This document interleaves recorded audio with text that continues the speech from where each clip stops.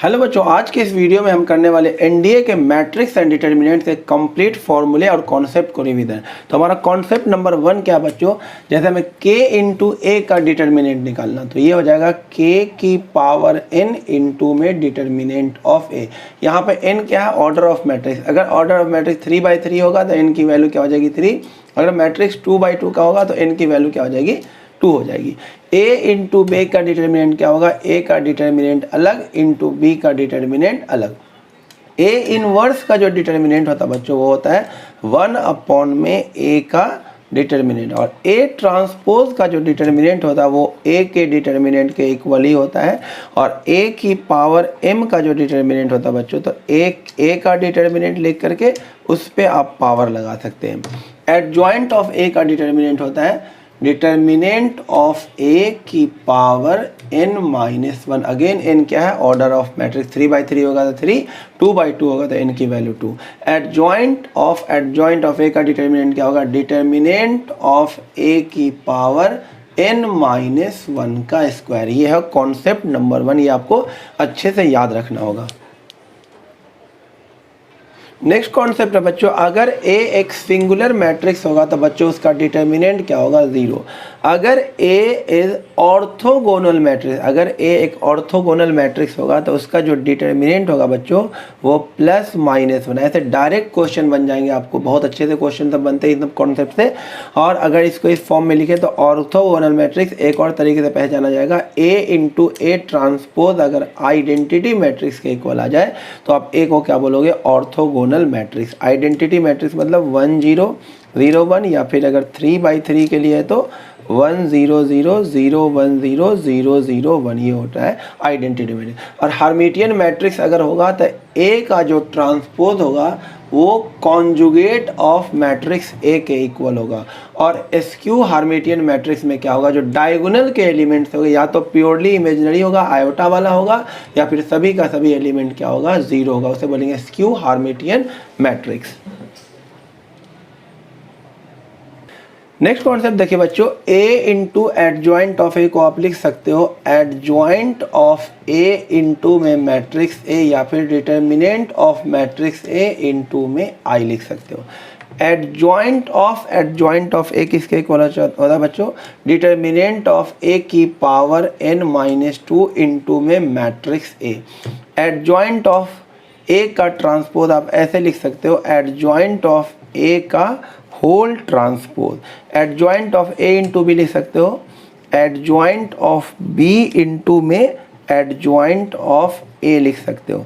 Adjoint of K into A क्या होगा, K की पावर n-1, n यहाँ पे क्या, ऑर्डर ऑफ मैट्रिक्स, इंटू में एडजॉइंट ऑफ A। ये भी कॉन्सेप्ट से आपके एग्जाम में बहुत बार क्वेश्चन आता है। यहाँ पे n क्या, ऑर्डर ऑफ मैट्रिक्स। अगर 3/3 है तो n की वैल्यू 3, और 2/2 है तो n की वैल्यू क्या हो जाएगी, 2 हो जाएगी।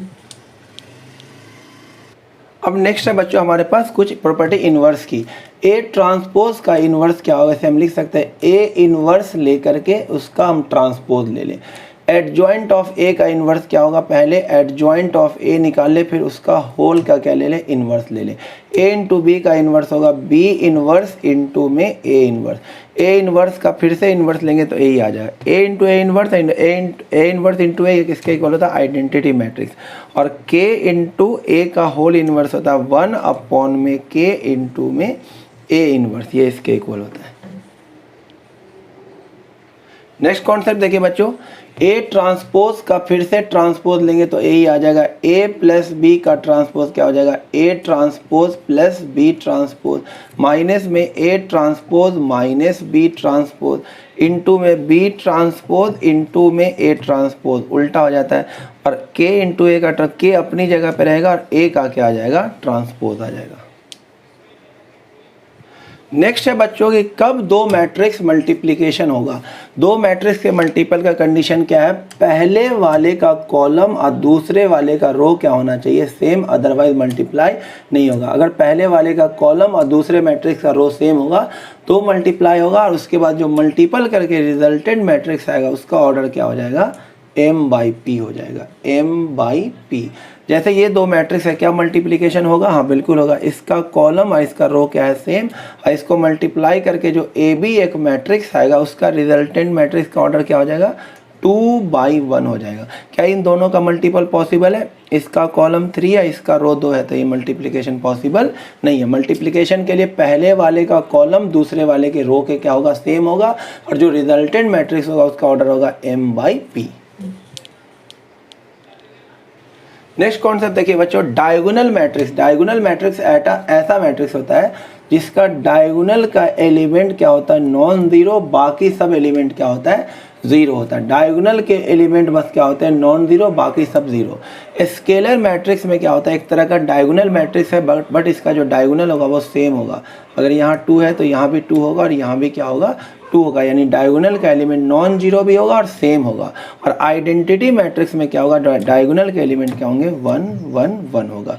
यानी कि ये भी एक तरह का स्केलर मैट्रिक्स है, लेकिन इसका डायगोनल का एलिमेंट क्या होगा? 1 होगा। नेक्स्ट देखिए बच्चों, सिमेट्रिक मैट्रिक्स। सिमेट्रिक मैट्रिक्स क्या होता है बच्चों? जिसका आप ट्रांसपोज लोगे ना, जैसे ये एक मैट्रिक्स है, इसका आप ट्रांसपोज लो तो क्या आ जाएगा? √3। रो क्या बन जाएगा? कॉलम बन जाएगा, यहाँ 2 और यहाँ पे 3। 2 - 3/2 -1। रो क्या बन जाएगा? कॉलम 3 -1। आप गौर से देखो, ट्रांसपोज लेने पे फिर से वही मैट्रिक्स आ गया। तो ऐसे मैट्रिक्स को हम क्या बोलते हैं? सिमेट्रिक मैट्रिक्स, जिसमें ट्रांसपोज लेने के बाद वही मैट्रिक्स आ जाता है। स्क्यू सिमेट्रिक में क्या होता है? देखिए, जब आप ट्रांसपोज लेंगे तो क्या आ जाएगा? 0EF -E0G -F -G0। यानी जहाँ जहाँ पे प्लस लिखा हुआ था वहाँ पे क्या आ गया? माइनस। यानी A ट्रांसपोज किसके इक्वल आ गया? -A के। तो ऐसे केस में बोलेंगे स्क्यू सिमेट्रिक। और A ट्रांसपोज अगर A के इक्वल आएगा तो बोलेंगे सिमेट्रिक मैट्रिक्स। याद रखिएगा, स्क्यू सिमेट्रिक मैट्रिक्स में जो डायगोनल का एलिमेंट होता है वो हम।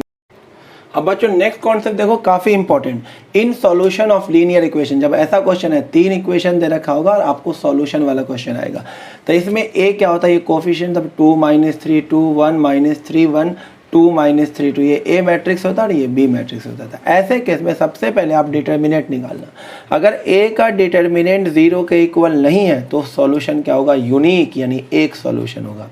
और अगर डिटर्मिनेंट ऑफ ए अगर 0 आ गया तो नो यूनिक सॉल्यूशन। आपको फिर फर्दर क्या करना होगा? अगर डिटर्मिनेंट 0 आ गया तो आपको आगे क्या निकालना होगा? Adjoint of A into B निकालना होगा। अगर adjoint of A into B 0 आ जाता है तो क्या बोलोगे? Infinite solution. और adjoint of A into B 0 के इक्वल नहीं आता है तो आप बोलोगे नो सॉल्यूशन, यानी इनकंसिस्टेंट। देखिए बच्चों, लास्ट कॉन्सेप्ट, अगर किसी मैट्रिक्स में उसके ट्रांसपोज को ऐड कर देंगे तो हमें क्या मिलेगा? सिमेट्रिक मैट्रिक्स मिलेगा। किसी मैट्रिक्स में से उसके ट्रांसपोज को अगर माइनस कर देंगे तो क्या मिलेगा? Skew symmetric matrix. और किसी मैट्रिक्स के एलिमेंट्स को उसके कॉरस्पॉन्डिंग कोफैक्टर, किसी भी एक रो के एलिमेंट्स को उसी रो के कॉरस्पॉन्डिंग कोफैक्टर से मल्टीप्लाई करके ऐड करेंगे तो हमें क्या मिलेगा? Value of determinant. यानी उस डिटर्मिनेंट की हमें क्या मिल जाएगी? वैल्यू मिल जाएगी आसानी से।